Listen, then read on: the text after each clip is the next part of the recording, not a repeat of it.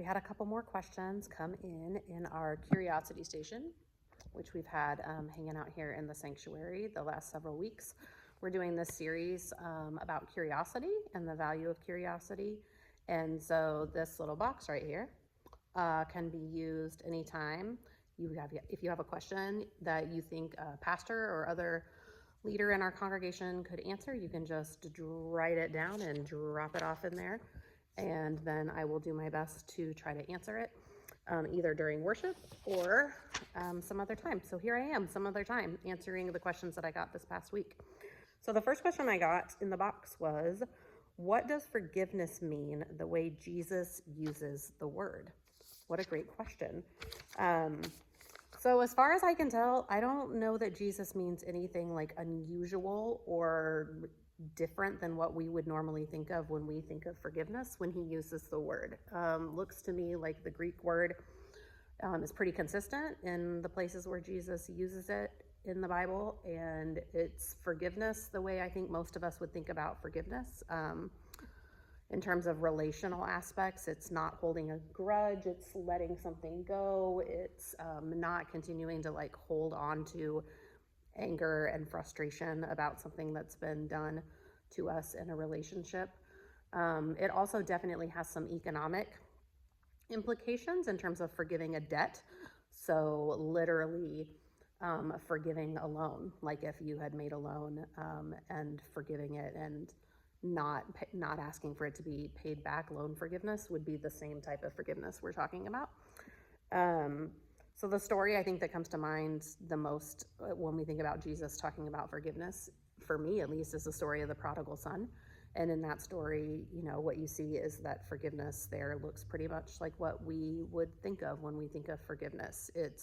Here's a story about this son who has gone off and maybe done all of these things, and there are all these reasons that the father could be holding a grudge, but when the son comes home, the father doesn't hold a grudge. He welcomes the son back and throws a party and is excited to see him. And in that particular story, there's a restoration of the relationship that goes with forgiveness, but I think it's important to note that that doesn't necessarily always have to happen. The relationship doesn't have to continue in order for there to be forgiveness.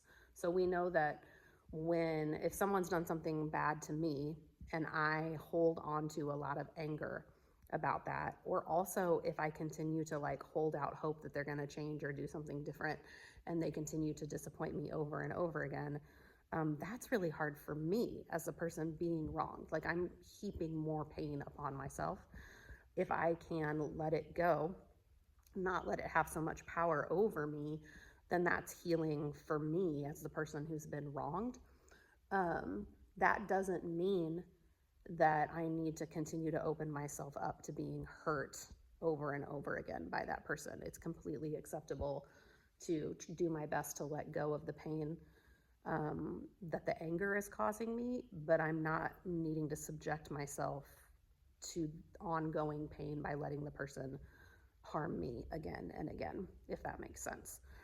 So you can certainly forgive someone without staying in relationship with them. And sometimes you can just let go of all of it if necessary. You can also, of course, forgive someone and stay in relationship with them, like in the story of the prodigal son.